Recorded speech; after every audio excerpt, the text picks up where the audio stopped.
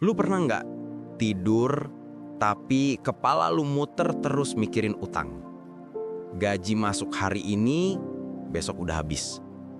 Telepon masuk, bukan dari temen, tapi dari debt collector.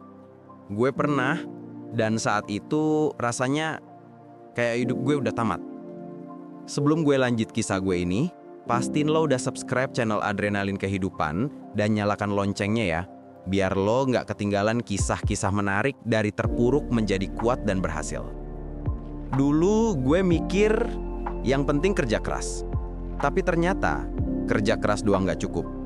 Gaji gue stabil, tapi setiap bulan malah makin minus. Utang gue nyentuh 200 juta. Dan yang paling nyakitin bukan jumlahnya, tapi rasa nggak bergunanya. Setiap pagi gue pura-pura kuat. Tapi di dalam hati, gue takut banget.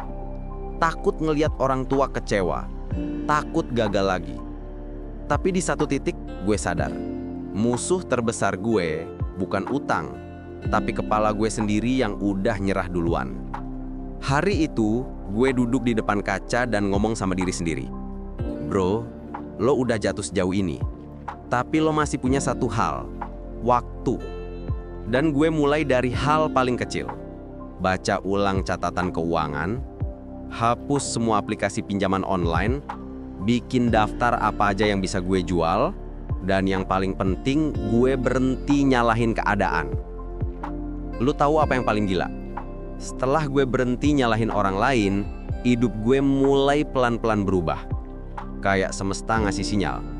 Akhirnya nih orang mulai serius ngerubah nasibnya. Gue mulai belajar hal-hal baru dari nol. Nggak ada modal, tapi gue punya niat. Gue mulai nonton YouTube, baca buku, ikut kelas gratis. Bukan buat cepet kaya, tapi biar punya arah. Dari situ gue ngerti, selama ini gue bukan miskin karena nggak punya duit. Gue miskin karena nggak punya rencana. Gue sadar, kalau hidup mau berubah, bukan tunggu keajaiban, tapi bikin keputusan baru.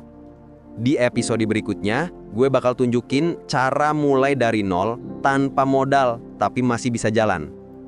Kalau lo pernah ngerasa hidup lo lagi berat, tulis di komen ya. Siapa tahu ada orang yang termotivasi dengan komen lo.